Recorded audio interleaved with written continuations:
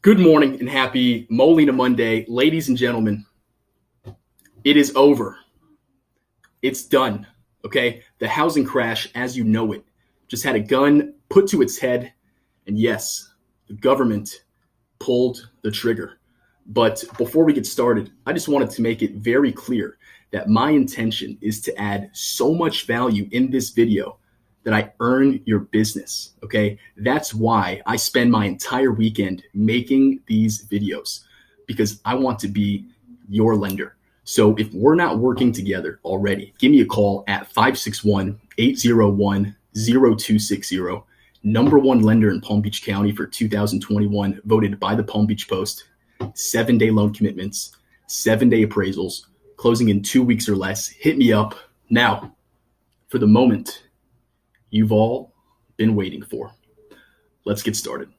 To give you some background, the CFPB, the Consumer Financial Protection Bureau, was created as an effect of the 2008 foreclosure crisis. Keyword, effect. Okay, it was created in 2010 as a response to the foreclosure crisis. That way, something as destabilizing to the economy as a foreclosure crisis never happens again. So this is the first time in history that we have the Consumer Financial Protection Bureau in place before a potential foreclosure crisis. But most people don't know that.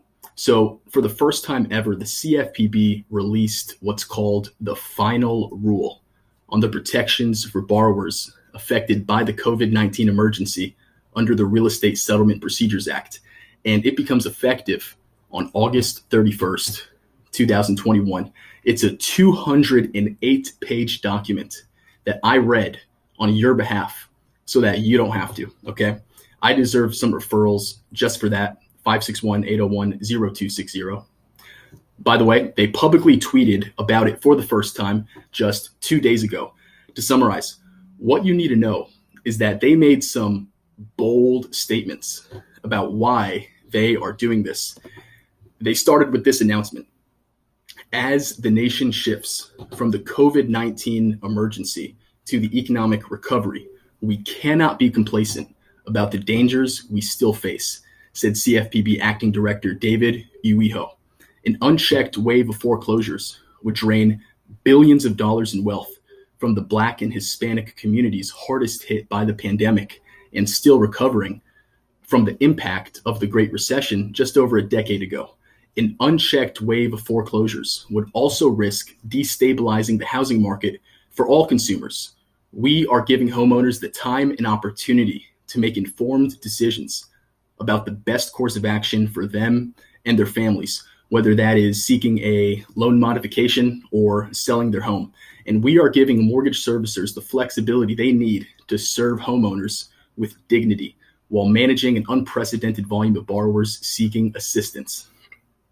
Over 7 million homeowners took advantage of COVID-19 hardship forbearance, temporarily pausing the obligation to make their mortgage payments while they resolved financial insecurity caused by the pandemic and its effects.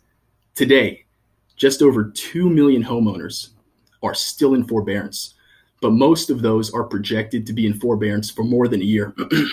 Not even during the worst of the Great Recession have so many borrowers been so far behind. Over 3% of all borrowers are now 4 months or more behind on their mortgages, which is the point when a foreclosure may be initiated.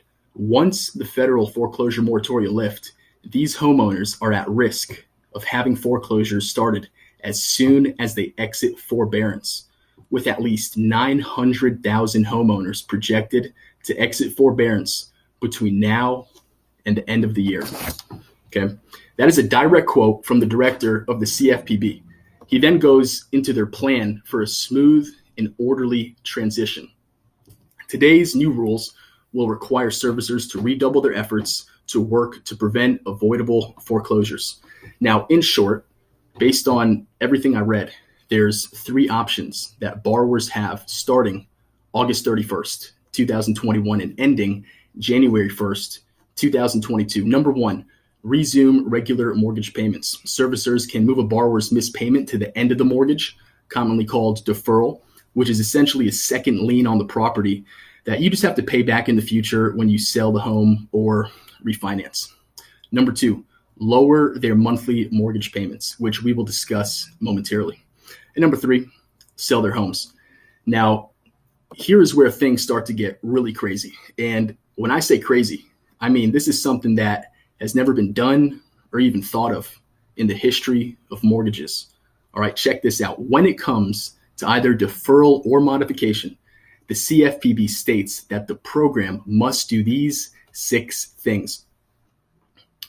Number 1, limit loan term extensions. The loan modification must not extend the loan term more than 40 years from the date the modification is effective. That means they can take their entire forbearance amount owed and their current mortgage and roll it into a 40-year mortgage, which reduces the total monthly payments by an average of $50 per month.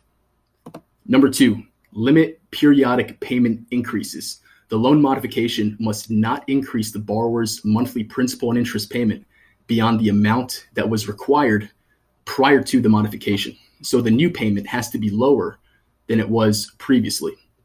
Number 3, prohibit interest accrual on delayed amounts. If the loan modification allows the borrower to delay payment of any portion of the amount owed until the property is sold, or the mortgage is refinanced, or the modification matures, then the loan modification must not allow interest to accrue on those amounts, which means you cannot be charged interest on forbearance that you owe. Number 4, be available to borrowers with COVID-19 related hardships. The loan modification must be made available to borrowers experiencing COVID-19 related hardships, but this is where it gets interesting, although it need not be only available to those borrowers. So even if you can't prove that you were impacted by COVID-19 and you just felt like not making your payments, this still applies to you, you lucky son of a gun. Number 5.